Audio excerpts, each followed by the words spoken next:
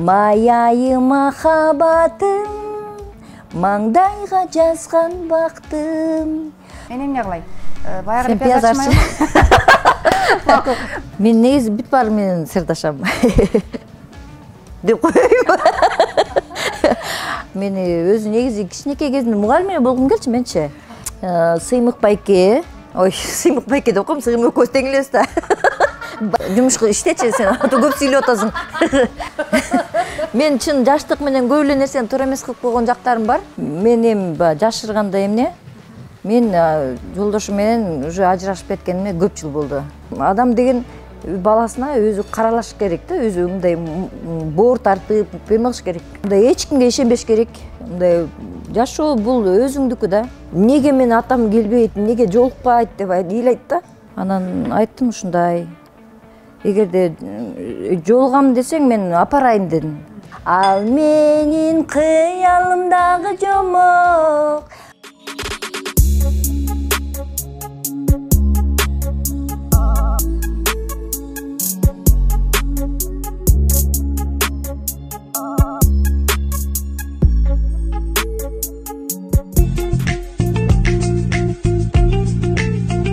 Салам достор, аты жөнүм Назира Бердиголова. Биздин расмий YouTube каналыбызга кош келипсиздер. Биздин дам программабыздан сиздер кызыктуу маектерди жана даамдуу рецепттер менен таанышасыздар. Бүгүн биздин программабыздын өзгөчө бир конок менен баштайын деп жатабыз. Баса кирип келген жыл бизге бир гана жакшылыктарды алып келсин. Биз программабызды бир эле Кыргызстанда эмес, бүтүндөй жер планетаны кыдырып, түрдүү тамактар менен, рецепттер менен бөлүшүүнү чечтик. Кудай буйрса, сапарларыбыз алдыда. Ал эми бүгүн биздин дам программабыздын кезектеги коногу маданияттын мыкты кызматкери Нориса Абазова келди. Анда келиңиздер, тосолайлы. Кандайсыз? Жаңы жылыңыз менен? Рахмат. Бирге болсун. Ден соолугуңуз жакшыбы? Сонун жакшы. Мына кирип келген коён жылы. Кирип келип эле баарыбыздын маанайыбызды көтөрдү. Алгач күн жылы болуп, бүгүн дароо эле күн суук болуп кетти. Сонун болуп калды. Кайра сонун болуп калды. Кыш кыштай, кыз кыздай болсун деп эшиктеги аба ырайына карабай, сиз экөөбүз бүгүн жалпы бизди олтурган көрүүчүлөрүбүзгө жана катталуучуларыбызга даамдуу бир рецепт менен бөлүшсөңүз. Бүгүн эмне жасайсыз, Нуриса эжеке? Бүгүн салат. Салаттын аты Нориса койсуң. Фламинго деп аталат. Фламинго, негизи. Мында тоок нети, сыр, фитакса, болгарский перец, салат, пияз. Анан десертке эме Рафаэлла. Үй шартындагы Рафаэлла. Рафаэлла үй шартында. Абдан сонун кеттиң анда. Мен эмне кылай? Баягы Сен пияз арчымайбы? Макул. Баягы эле пияз арчымай, анда мен пияз арчыйын, Жакшы. Нуриса эже, бул канчанчы кышыңыз сыр болбосо? Эми кыш эме дейт го, кыздын жашын сурабайт дейт. Сиз мен мектепте окуп жүргөндө эле ошондой элеңиз. Анан жана Беродар Усманович мененчи, Бекбарбиев менен ырдап чыкканыңыздачы. Аябай карайт элем да. Ошол бойдонсуз да. Айттыңызчы, бул канчанчы кышыңыз? 48-чи кышым.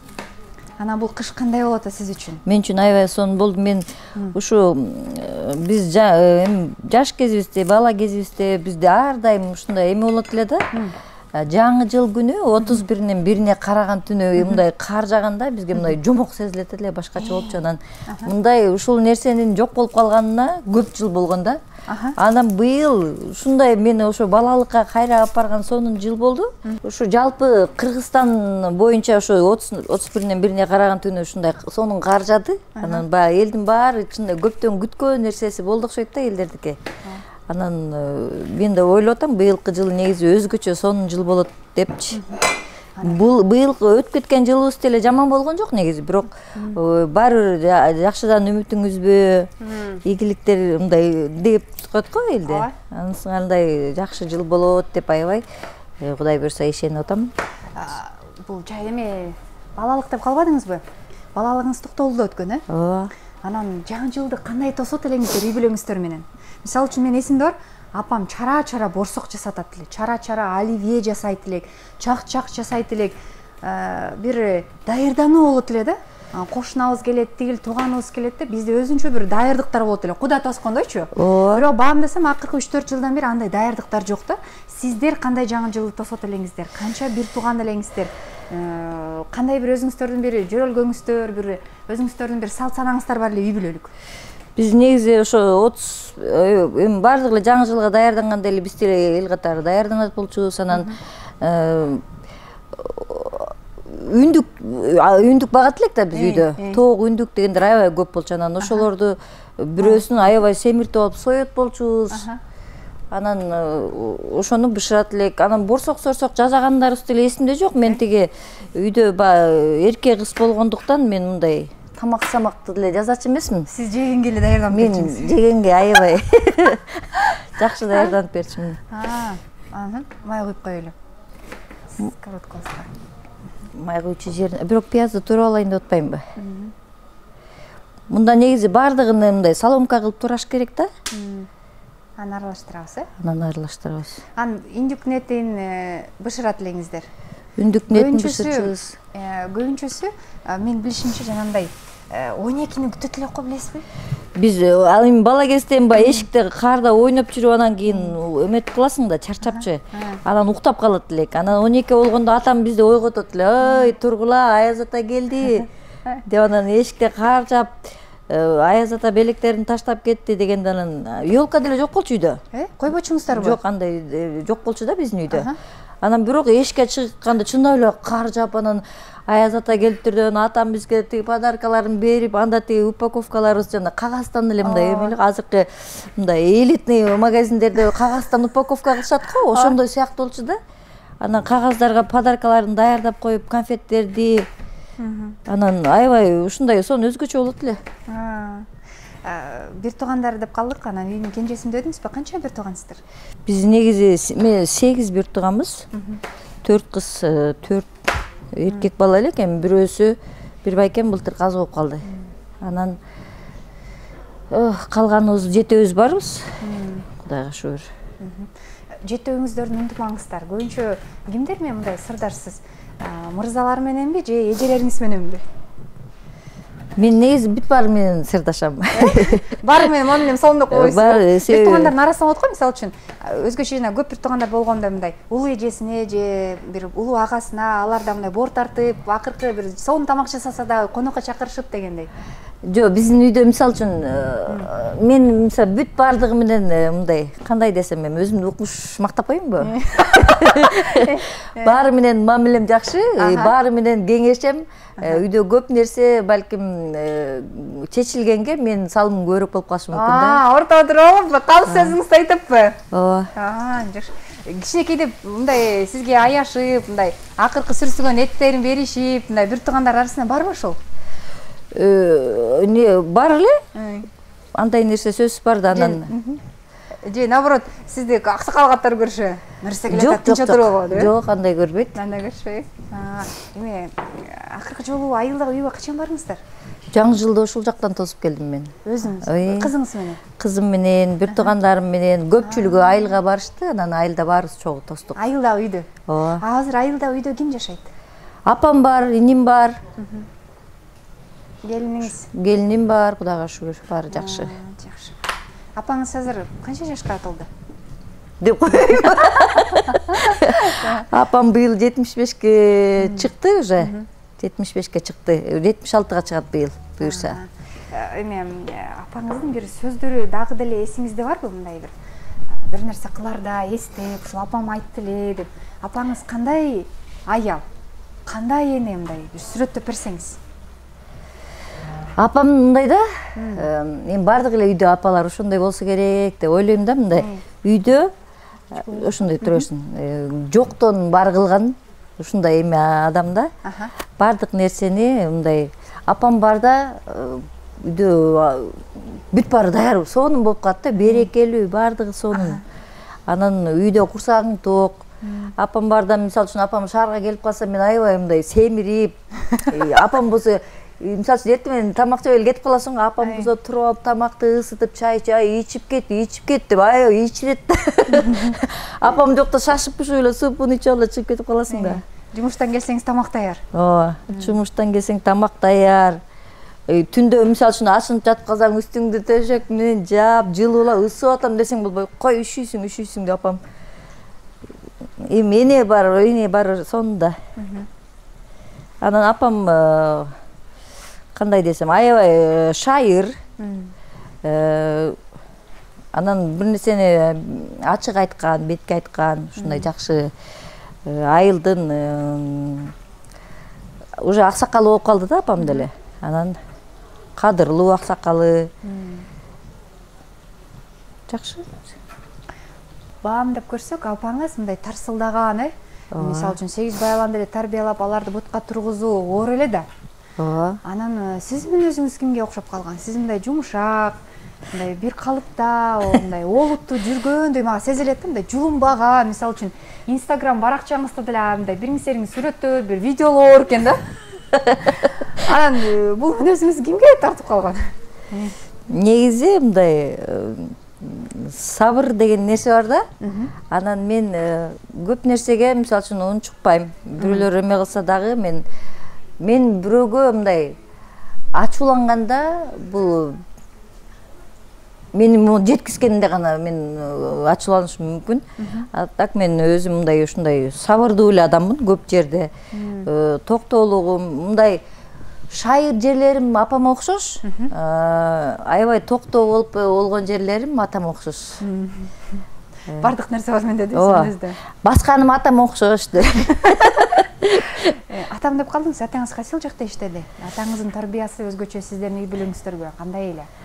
Ал кезде атамдын сөзү бир октойт эле эле го, билесизби? Атам бизге мындай ал учурда мындай кандай деп айтсам, ачык эле айтып берейинчи. Илгери атам негизи медицина тармагында иштеген. Анан медицина тармагында көп учурда баягы адамдар сыйлап, атам негизи мындай тамыр кармап, анан кийин адамдардын диагнозун так азыркы УЗИ кандай көрсө, атам ал учурда УЗИ жок болчу да. Ошондой так даана көргөн адам болчу да. Анан биздин райондо көп жерлерден ушундай эмелер адамдар келип атама көрүнчү. Анан шаардан дагы атама чакыруу келген да, ушундай шаарга Бишкекке келип иштеңиз, Фрунзеге деп. Анан атам болсо барбай койгон. Анан барбай коюп, өзү эле мындай квалификациясын жогорулатып, шаарга келип окуп кетип, анан ушу айылда иштеп жүрүп, күчтүү дарыгер болчу атам. Анан ушу айылда эле жүрдү. Эмне жөнүндө сөз болот эле. Мүнөзү корс беле кандай эле, коркуу сезим бар беле, ата келатат дегенде биз айланан үйдө мушка чейин эшикке ыргытып ийет да? Жок, ошо коркуу сезим боюнча айтайын деп эме кылып атпаймынбы? Атам негизи мындай эме болчу да. Кээде элдер сыйлаган учурда, сыйлаганда гана мындай кызуу болуп калган моменттери болгондо гана эме болчу. Жини келгенде. Ошондо эле урушчу, атак бизди эч урушуп эме кылган эмес. Какыс кукус кылып мындай коркутуп эч нерсе болгон эмес да. Атамды биз ушундай аябай мындай мен идеалдуу эркек адам болчу да атамчы мен үчүн. Кандай мүнөздөр бар эле мындай? Сүрөттөп берсеңиз атаңыздын. Сизге өзгөчө жаккан, таасирленген. Атам ушу өтө сабырдуу адам болчу, бирок мындай ичиндеги нерсесин эч кимге мындай катуу кылып айтчу эмес эч убакта. Жөнөкөй адам болчу. Атам илгери деген атамдын жакшы иштегендиги үчүн деп ал учурда Москвич чоң машина болчу да, анан Москвич подарить этип эме кылса, ошону атам албай койгон экен да. Айда мен айдабайм, айдай албайм депчи. Анан башка бирөөлөр болсо алмак да. Алдында Москвич деген аябай эме болчу. Анан кийин атам ушундай жөнөкөйлүгүн, ушундай жөнөкөй, аябай таза, тыккан адам болчу. Бизге мисалы үчүн кээде апам соода тармагында иштегенде ярмаркаларга көп кетет эле да, башка жактарга. Анан атам бизде тиги картошка тамак жасап эметип калганда айтат эле да, витаминдерин кетирбегиле, алма туурап жесеңер дагы кабыгын жукаар чыгыла, картошка туурасаңар да жукаар чыгыла деп аябай бизге көп мындай витаминдүү, пайдалуу нерселерди көп айтат эле да. Атаңызды көбүрөөк жакшы көрчүңүз окшойт, Эми айта албайм, бирок эми аябай жакын болчумун атама. Атанын кызым деңиз. Ооба. Аны мен Борбор Каралга келиңиздер, мисалы үчүн сиздин дагы эжеңиз, бир тууган эжеңиз эл аралап жүрөт, элдин кызы дегендей. Алгачкы жолу сахнага чыкканыңыз көрүп алып эмне дедиле? Сүйүнсө керек, Нориса Апазова деп элестетсеңиз, айылдын айылтын эле чыккан кыз, Атам болсо мен биринчи ырдап чыкканда негизи ырдабай эле койсоң деп апамдар айтышчу да. Эми ырдабай эле кой. Себеби мага чейин үйдө эжем актриса да. Ооба. Чыгармачыл адам болгондон кийин үйдө бир үйдө эки артист болуп кетет. Бирөөңөр эле артист болгула деп ошентип эме кылганда, анан кийин мен кийин шаарга болбой атып, мени өзү негизи кичинекей кезимде мугалим эле болгум келчү менчи. Анан эжемдер баягы ырдап сахнага эме чыгып кылганда, ошолордун аркасынан жүрүп эле мен ырдап кеттим да. Мен биринчи сахнага чыгып ырдаганда, мен анан биринчи концертимди бергенде атамдарды чакырдым да. Анан чакырганда атам аябай толкунданып сахнага, ал учурда сахнага чыгарчубуз да. Анан сахнага чыгарганда атам багыш аябай сүрдөп, анан көзүнө жаш алып аябай толкунданганда сүйлөй албайчы. Ошо атамдын ушундай жерлери менде да бар, кээде калчылдап калам да аябай. Сүйлөй албайбы? Анан батасын берди. Батасын берген. Анан кийин ошо мен атамдын көп учурда ошо атам айткан нерсесин баарын аткардым да. Атам баг каза болгонго чейин атама кадимкидей эле мындай ишеним артчы да. Анан кызым тигиндей мындай моуну кылыш керек, моундай керек деп ошенткенде мен ошо бүт бардыгын атамдын эмне десе бүт баарын аткарып көз өткөнгө чейин эле мындай каалаган нерсесине аткардым деп ойлойм да мен. Сөзүн эки кылбай. Ооба. Эме басам, ал кезде мисалы үчүн ыйман бар эле да. Сиз деген Беродар Сманович менен ырдап калдыңыз, Ооба. Сыймык Бешекеев менен ырдап калдыңыз, анан айткан жок беле? Эй кызым, тиги ырдап эле кой, дуэт болуп, өзүң эле ырдап чыкчы дегендер болду беле? Атамдынбы? Жок, андай болгон эмес. Болгон эмес, Жок. Андай болгон эмес. Ал кезде мен атаган инсандар сизге чейин чыккан да? Сизге чейин жылдыз болчу да. Ооба. Алар тескери сыймык беле ошондой жылдыздар менен ырдап чыгуу, дуэт ырдоо. Мен биринчи ырдап чыкканда мен анда өзүмдүн сахнага чыкканым эле эме кылчумун да. Бирок эми ал ошол адамдар мени сахнага алып чыгып, алар ушундай себепкер болгондо мен мисалы үчүн сүйүнөм, сыймыктанам азыркыга чейин деле. Эмнеден таасирленесиз? Нориса Апазова эмнеге мындай кызыгат? Эмнеден мындай бир жылмаюу, өзүндөй рахат алып, өзүн эркин сезип, мындай эс алат? Мен негизи кандай десем, шоппингденби, же ырдагандан, бийлегенден, жакшы тамак жасоодон, же жөн эле үйдө уктап жаткан? тоого чыккандан. Мисалы үчүн тоого мындай таза абада эс алганда аябай жакшы көрөм. Ошондон кадимкидей эргип алам, бир ошол жактан бир пландаштырып, бир нерсени ойлонуштуруп, ушундай жасаганды да мындай кадимкидей эс алып, анан эргип алам да ошол нерседен, тоого чыккандан. Досторум менен эс алганды аябай жакшы көрөм. Себеби алар баардыгы тамаша көй. Өзгөчө Салима Балтаева. Анын ар бир сөзү эле анекдотта. Ар бир сөйлөгөн сөзүңө анекдот таап коет да бурпаста эле. Сонун кылып. Ошол Достор тобу деп калбадыңызбы? Достор тобуна кантип кошулуп калдыңыз? Биз ал кезде мисалы үчүн уже 16-жыл болуп атат да биз Достор тобу болгонубузга. Биз шерин ойнойт элек, Черный касса. Анан шеринеде ошол учурда мисалы үчүн Гүлзат эже, Жайнагүл эжелер, Орозгүл, Дилшат эжелер бар болчу да. Анан ошентип бир жылда күзүндө ошентип айтып калышты да, концерт коём, мен бул учурда ноябрга концерт коём, мен октябрда концерт коём, анан мен жаңы жылдан кийин концерт коём деп ошентип калды да. Анан бир күнү Гүлзат эже айтып калды, кыздар, ушундай бир Адылбек Кыязов Досторго деген ыр жазыптыр, мага берди. Анан эгер кааласаңар, давайте жаңы жылда, как раз ошол учурда жана 21-кылымдын жылдыздарында мурда жеке эле ырдата берчү да, ошол учурда эки адамдан көбүрөөк ырдай башташкан.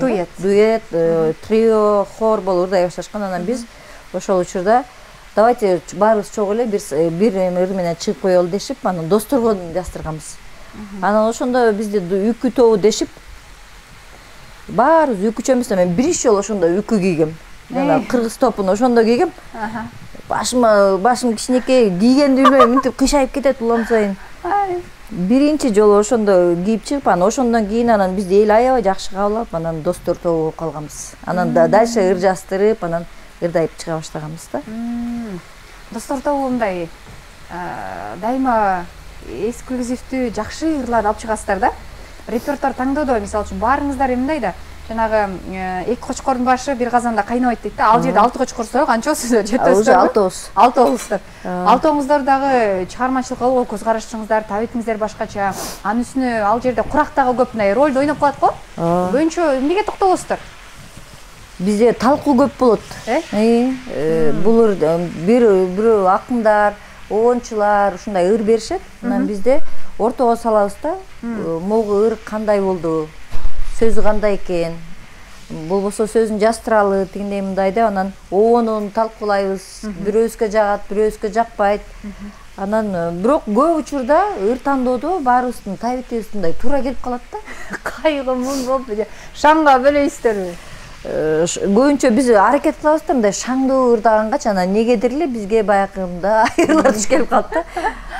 Ошол нерсеге табитибиз туура келип калат да, мындай. Жакшы ушундай. Костюм таңдоодочу курагыңыздар ошол эле, мисалы үчүн салмак, анан бирөөңүздөр ачык оюн кийиңиздер келет, мисалы үчүн көөбүлөр кара өңдөп, анан бул жакта костюмерлер менен иштешесиздерби, сүйлөшөсүздөрбү? Анан окшош болуп, коз карындай болуп, окшош кийинип калбайбызбы? Балким үчөөбүздүн костюмубуз мындай болуп, биз мындай болобуз деп барбы араңыздар мындай билермандар? Такыр эле баш ийбей жаткандар болобу ушундай? Жок, биздики мындай да, мисалы үчүн топ болгондон кийин биздики же бир өңдө болот. Же болбосо ар түрдүү өңдөр, бирок бир фасондо болуш керек да. Ушундай да, биз ошондо ар кимибиз өзүбүздүн каалаган цветти тандайбыз, же болбосо каалаган ошол мындай фасон ар ким өзүнө ылайыкташтырып фасон тандайт, бирок бир эле материалдан болуш керек да, ушундай. Окшоштугубуз ошондон болот. Топтон чыгып, бир жакшы ыр жазып, клип тартуу оюңузда жокпу? Нерсе өзүнчө жакшы бир чыгармаларды жаратканга сиздин бир эмеңиз бар да, мындай, кандай десем, нарагыңызда жакшы ырлар жатат билем.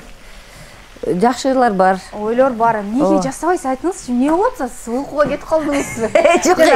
Аюлар бар го? Мен ушу элдер ушу мурда мен уктатчумун, чындап эле кадимкидей уктатчумун.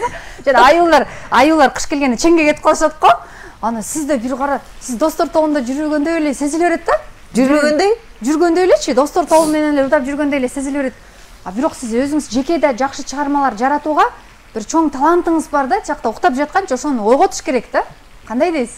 Ойготуш керек. Эмне ойгонбой атат? Мынакей биздин катталуучуларга дагы түшүнүктүү болсун. Бул салаттын аталышы фламинго экен. Бат эле жасалчудай, мына астоо этин куруй калабыз, андан соң баарын аралаштырып, чогуу даамдап көрөбүз. Замандаштар, биздин каналыбызга катталууну унутпаңыздар. Катталып, лайк басып, жана комментарий бөлүмүнө айланайындар. Жакшы бир билдирүү калтырып койгочу. Чачың минтип калыптыр, жолуң түшүп калыптыр, анан тигинче деп, эмне керек бар алтындарым? Кирип келген жылды биз жакшы маанайда тосолайлы, бири-бирибизге мотивация берели, бири-бирибизди колдойлу. Аябай сонун, аябай дамдуу десеңер, андан дагы сонун берүүлөр, сонун коноктор, кызыктуу маектер болот алтындар, макулбу? Комментарий бөлүмүнө кимди көргүңүздөр келет биздин программада? Сөз түрдө калтырып кетиңиздер, анткени сиздин билдирүүңүздөр биздин канал үчүн абдан маанилүү. Мынакей биздин азыр перисибиз дагы даяр болуп калды. Калем перис бул эмне кылат? Азыр мону кичине сууга эметип 5 мүнөттөн кийин данегин эме сыртын чыгара бересиң, Жумушкпайбы? Жумушка иштечи сен, көп сүйлөп атасың. Бул Рафаэлага даярдап атабыз, Бул жаңгак миндаль. Миндаль. Муну 5 мүнөттөн кийин эле эмесин чыгара башташ керек. Кайнажем болсоңуз коратмак экенсиз. Сүйлөй тамак жасады. Мынакей көрдүңүздөрбү, ысык суунун үстүнө куюп койдук, замандаштар. Азыр 5 мүнөттөн кийин мунун кабыктарын арчып баштайбыз. Бул Рафаэлага даярдык. Мына тоок этин да салдык. Тоок этин куруп баштадык. Нурсайым, анан эме мынакей Кудай буйруса 50 жаштын дагы чайын ичет экенсиз. Алдыга койгон пландарыңыз, максаттарыңыз дегенче эле мындай суроо болсун да. Бир Конфуций айткан экен да, артты бир кылчайып карасам, канча нерсе жасалгандай, же тескерисинче бир чамадагандай эле бир иш жасагандай сезилет депчи. Мындай эмнеге өкүнөсүз, эмнеге сүйүнөсүз? Мындай эч нерсеге өкүнбөйм. Мен өкүнгөн күндө деле ал нерсени кайрай албайм да. Өкүнө турган нерселердин көбү эле, бирок өкүнбөйм мен. Мен чын жаштык менен көп эле нерсени туура эмес кылып койгон жактарым бар. Мойнуңузга аласыз. Мойнума алам. Бирок эми аны мындай өкүнөм деп кайгырып отургум келбейт, өтүп кеткен нерсеге. Мен ошол нерселеримди азыр мындай кызым жасабаганга, кызым ошо нерсени туура эмес кылып, менден баскан жолду басып албасына мен аракет кылам. Ошол мен кылган нерсени туура эмес кылып алган нерселерди кыла албасын деп болгон аракетимди жумшайм. Үйрөнүп албасын, билип албасын, ушундай нерсени байкабастан кылып албасын депчи. Анан өкүнбөйм эч нерсеге. Баарына ыраазысыз. Баарына ыраазымын. Ушул демек ушундай нерсе болуш керек болчу да. Демек, эми жаштык менен кимдер гана жаңылбайт жаш кезинде. Ансарындай мен эч нерсеге өкүнбөйм. Мирсайым, кызыңыз менен оңдоого чыгып калыптыр. Кызыңызда эмнелерди байкадыңыз? Мүнөзү кимге окшоп атат? Атасына же сизгеби?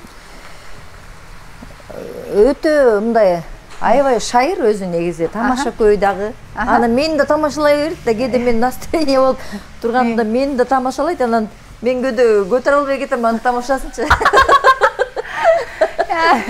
Неге? Эми мен деле бирөөгө ошентип катуу айтып алам да, анан кээ бирлер таарынып калат да. Анан кызым да кээде катуу тамашалайт да менчи, анан значит меники деле ушундай катуу тиет турбайбы деп ойлоп коем да.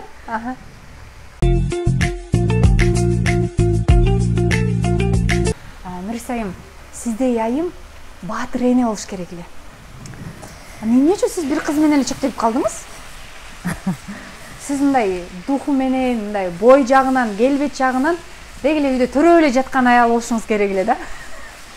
Неге бир кыз менен чектелип калдыңыз? Негизи мен ошо кичинекейимде эле ошо кыялымда мен негизи баатыр эне болсом деп мындай аябай элестетчим да өзүмдүчү. Апаңызга окшоп. Көп интервьюларда, мисалы үчүн ушундай монтажлай берсең болот.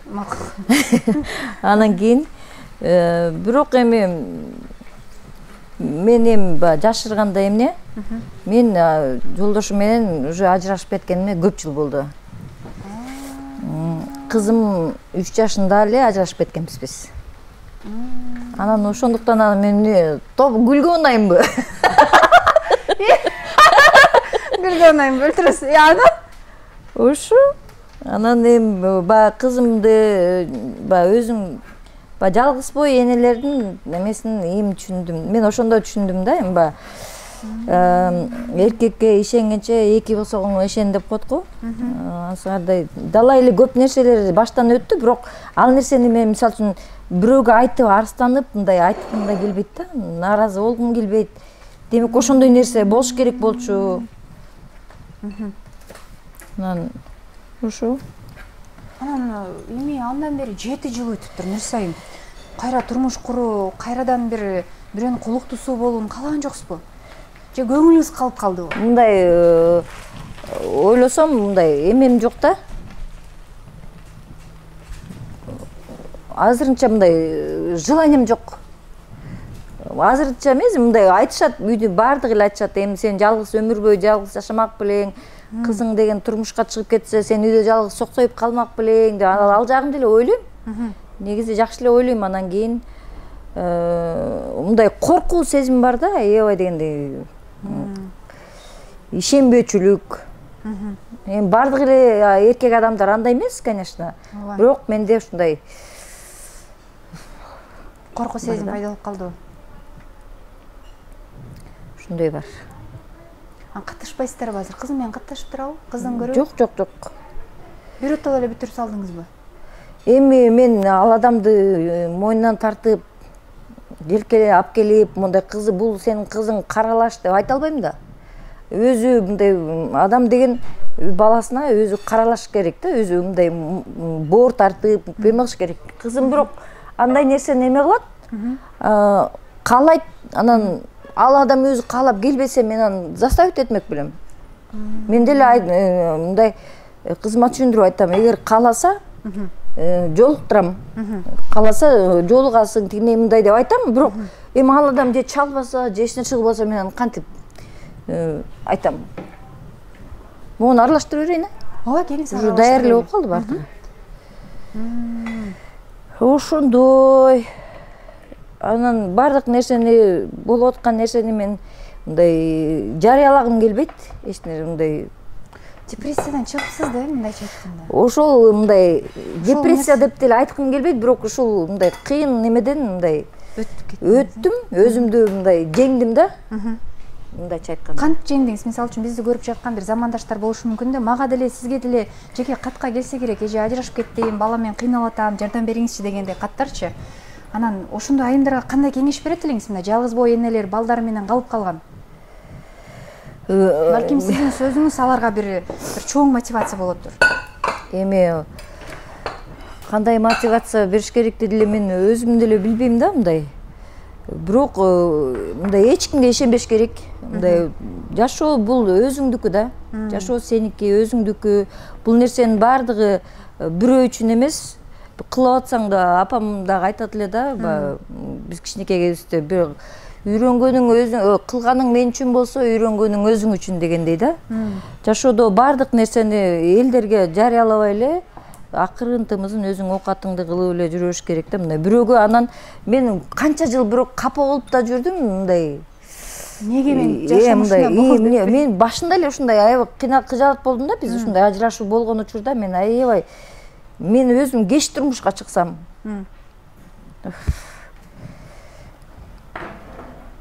Болду, эми ыйламай жооюм, коңузчу эми. Сон тамак ичебиз. Сиз курсаңыз ачкандан ыйлайын деп атасыз окшойт. Азыр тамак, сон тамак жейсиз.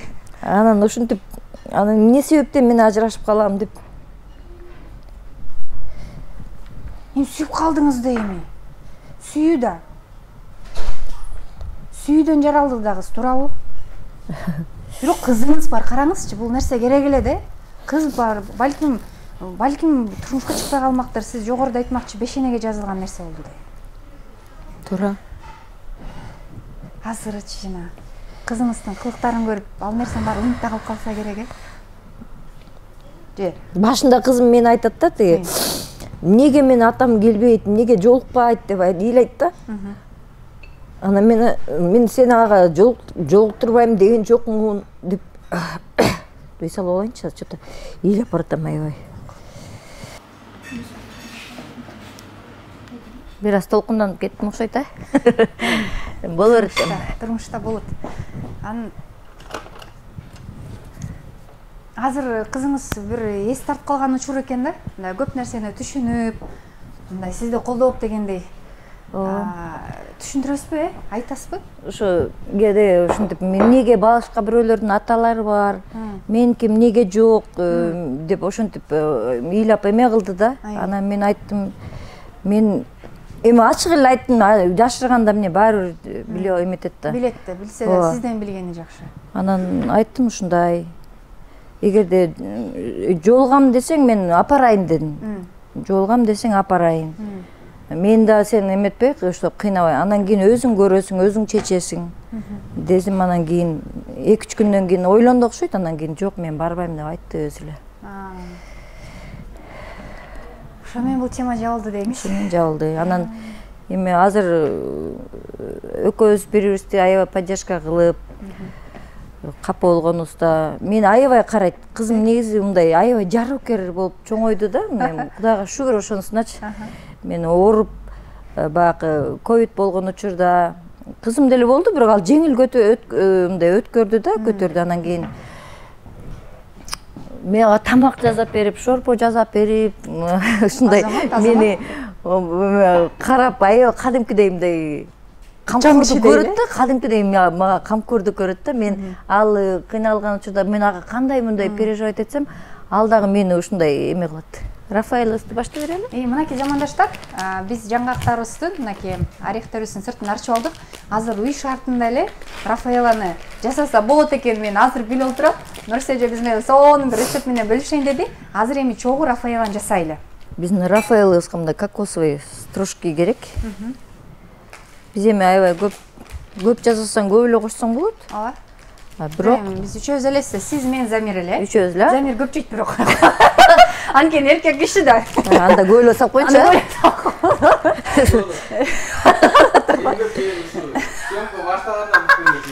Бирок сен көп жейт окшойсуң, жана байкадым. Көп жейт экенби? көрдүңүздөрбү эң көп табак жеген мен.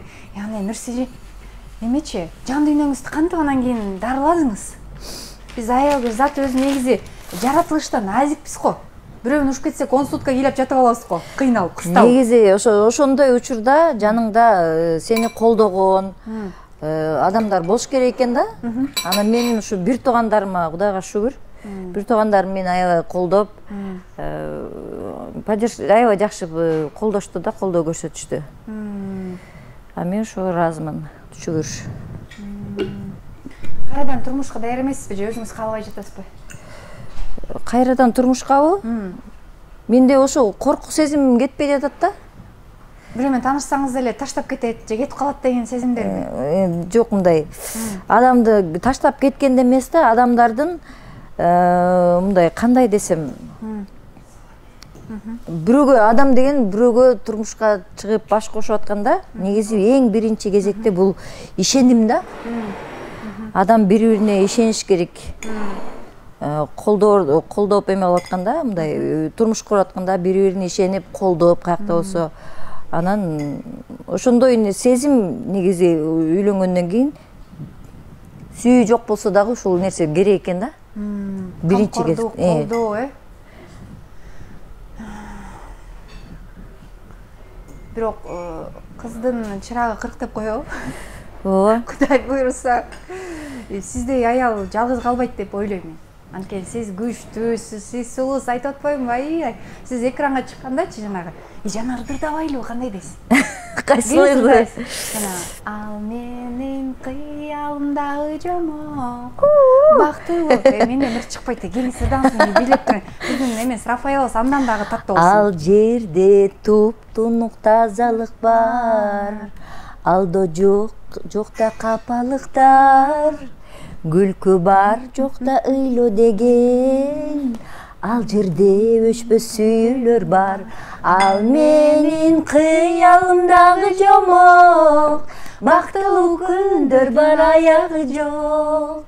Ажырагыз болуп сенен көбүз, жомокто жашап калсак болмок. Ой, жашап калсак болмок. Ушундай да. Бул ырды өзүңүз репертуарыңызга коштуңуз беле же жаңы баштап келатканыңызда сизге бирөө кеңеш берди беле? Бул ырды негизи Бек байке мага ошо жаңы ырдап чыкканда биринчи мен үчүн атайын ырдап жазып берген. Бул ыр менин ырым. Бул сизге арналган менин ырым. Негизи бардыгын деле ыр арнап, сонун чыгармалар жаратат, Бирадор Смач. Алгачкы таанышууларыңыздар кандай өттү эле? Ал кезде ырдап жүргөндө Бирадор Смач туурабы? Бекборбиев деген кандай эле? Сиз деле экрандан көрүп туруп анан кийин кетти да, туурабы? Жок, бул андай эмес да. Мисалы үчүн биз мен Бек байке менен что-то эмес аспап калган окшойт. Тетигинен кошуп койчу. Биз Бек байке экөөбүз деген бир айылдан болобуз да. Болду. Ой, көп коштогон жокмун? Көп кошсо сен күнөөлүү болсуң. Бек байке мектепте окуп жүргөндө, мен мисалы үчүн ал 5-чи, канчанчы класс эле, мен ишса 1-чи классымда, 2-чи классымда. Бек байке жок 3-чү классымда окшойт. Бизде мектепте аккордеон чертет болчу. Мен байкем классташы. Андан кийин биз райондук кароо сынактарга барганда сөзсүз түрдө музыкант Бек байке болчу. Анан биз ырдачыбыз. Мен ошондо жана буквы разные писать, тонким перышком в тетрадь дегенчи. Ошону аккордеон менен чертип, анан мен ырдагам. Анан кийин тиги эме болду да. Ырдап звезда болуп мектепти бүткөндөн кийин эле 1-2 жылдан кийин эле ырчы болуп кетпедиби Бек байке? Ошондо биринчи жолу ырдап чыкканда биздин айылга келип концерт койгон. Биздин мектептин спорт залына койгон. Элдер көп батсын деген окшойт, анан кийин бекер эле койгон. Акысыз концерт болгон. Алгачкы концерт, тушол кеси концерти. Токтогулда, биздин айылдагы бекер. Мен деле айылга барганда канча жолу бекер концерт коеюн десем, свет өчүп калып 3-4 жолу бардым да, анан кийин 5-чи жолу барганда платный койсом свет өчкөн жок. Менетиңиз балаңан турбайбы? Анан ошо кийин мен баягы театрда окуп жүргөм да. Театрда окуп, театрды бүтүп, анан эме болгондо Муну негизи кичине холодильникке салып туруш керек эле да.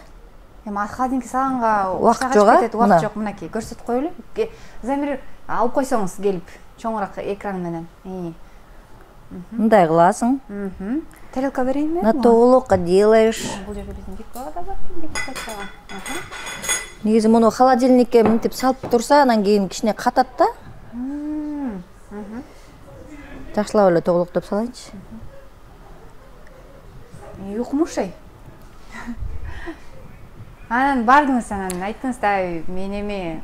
Жок, анан кийин мен театрда окуп жүргөндө мен Тарас Асынакунов менен ырдап калгам да. Ошол Тарас Асынакунов ажайып махабаттын майайы деген ыры бар болчу. Ошол ырды берип анан Тарас Асынакуновдун чыгармачылык кечесинде мен ошол ырды ырдап, анан кийин съемкага тартылып калган. Анан бизде ал учурда Арно концерт аябай көп берилчү эмес беле. Ооба. Анан ошо Арно концертинде Бекбайке көргөн экен мен ырдаганымды. Анан кийин ошо группасына как раз Асель эжеден кийин жаңы солистка издеп аткан экен. Анан мага келип айтты, ушундай ырдайсыңбы деп, группага ырдайсыңбы деди. Анан мен сүйүнгөн боюнча ырдап кеттим анан. Ошоюнча анан чыгармачылык ырчы жагына өтүп кеттим да. Болбосо мен театрда актриса болуп иштеп жүрмөкмүн. Сыймык байке мененчи? Сыймык байке менен Азыр эле майайы махаббаты ырдайлы да. Көкши бир жашыл көктөм, көнөктөп жамгыр төккөн, жадырап майайындай, жашарып көңүл өскөн, сезимдин айы ушул, сен күткөн мен да күткөн, майайы махаббатым, маңдайга жазган бактым. Өзүңдөн таткым келет, өмүрдүн ырахатын, майайы махаббатым, майайы менин бактым. Окумуш чыгарма. Ошо Бекбайке менен ырдагандан кийин анан Сыймык байке, ой, Сыймык байке деп коем, Сыймык көз тең элебиз да. Байке Укпасын. Бирок бир ай улуу менден. Бир ай улуу. Мейли байке болорсуң да. Анан Сыймык, Мухтар байке Атаналиев, анан Абды Кадырматов деген үчөө анан эме кылып мага үйгө келип калыштыр. Ушундай чогуу ырдайлы иштейли депчи. Анан кийин алар менен анан 2 жыл иштедим. 2 жыл иштедим. Ошондо Майай махаббатты гастролдо жүргөндө мен айткам, жанакы Лайма Вайкуле, Владимир Винокур, Лев Лещенко үчөө февраль, апрель деп ушундай бир ай жөнүндө ыры бар болчу да. Анан мен айттым да, ушинтип үчөө трио ырдашат. Давай биз деле бир ай жакшы ай жөнүндө бир ырдабайлы деп анан гастролдон эме кылганбыз. Анан Сыймык ошол жактан гастролдоп жүргөндө ыр чыгарды. Анан ырдын сөзүн шаарга келгенде Элмирбек жазган, оңдогон. Көп сөзүнүн көп эмесин Элмирбек оңдоп жазган. Ошентип анан Майай махаббатым чыгып, сону чынында эле сонун чыгарма. Андан кийин байкелер менен иштешпей калдыңыздар, Жаңы бир чыгармалар жаратуу, балким азыркы бир заманбап кылып, бир дуэт жаздыруу пландарыңыздар жокпу? Жок, кандай азырынча жок го.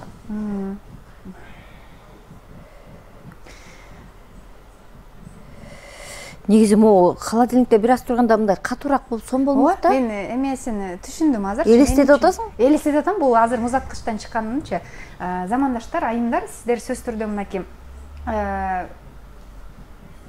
сгущенканы кошкондо музаткычка 1 саатка салып туруш керек беле, ичине катып. Жарым саатка эле кичине. Жарым саатка салып туруп, андан соң мынакей бул орешкаларды салып, анан тоголоктогондо мындай кандай десем, бир калыпта тоголоктонот окшойт да. Форма катуураак болуп кичине. Формасы да катуураак болуп, колго жармашпайт. Эми биздин убактыбыздар, ошондуктан биз сиздерге бир аз да болсо көрсөтүүгө аракет жасап жатабыз. Учурдан пайдаланып, замандаштарга айта кетейин, Нуриса Апасова Кыргыз Республикасынын эмгек сиңирген артисти деп эле деп эле айтып коеюн деп эле жатам.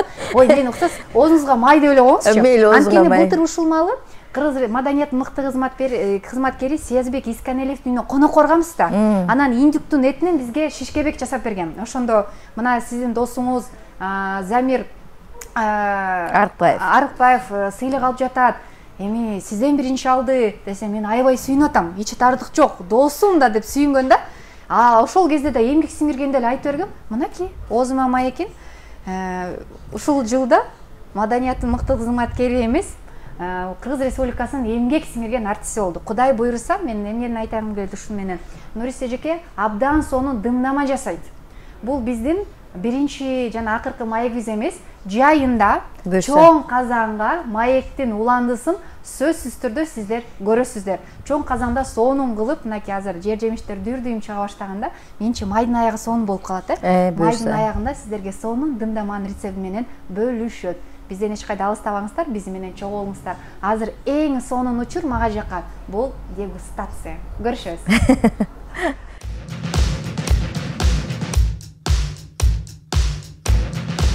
Замандаштар, мынакей Нуриса айым жасаган фламинго салаты дагы даяр болду. Үй шартындагы Рафаэла дагы өзүңүздөр көрүп тургандай абдан мындай өзүн жегилечи, мени пожалуйста деп карап турат. Азыр чогуу дамдап көрөлү, келиңиз эмничи. Кел, сага өзүң салып аласың да? Ооба. Өзүм эле салып алчу. Замир бизди ухаживать этип коет эми. Биз эле эметип берели. Башка күнү. Башка күнү. Бисмилла. Укмушко? Сонун болуптур, Сиз эти көп болуп калат дедиңиз эле. Сонун болуптур. Эти жетип калыптыр го. Мен тиги көп порцияга деп көп кишини элестетип алып турдум да. Укмуш.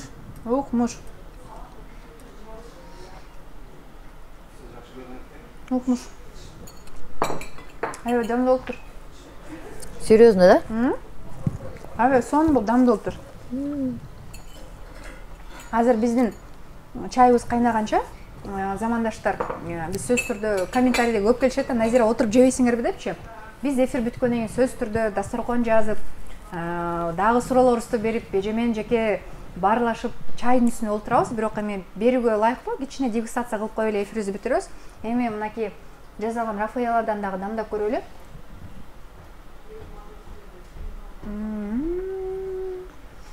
Укмуш. Кана. Бул деген холодильникте катканда аябай өзүнө келет да. Рафаэла жегендей эле болду. Сонун болуптур аябай.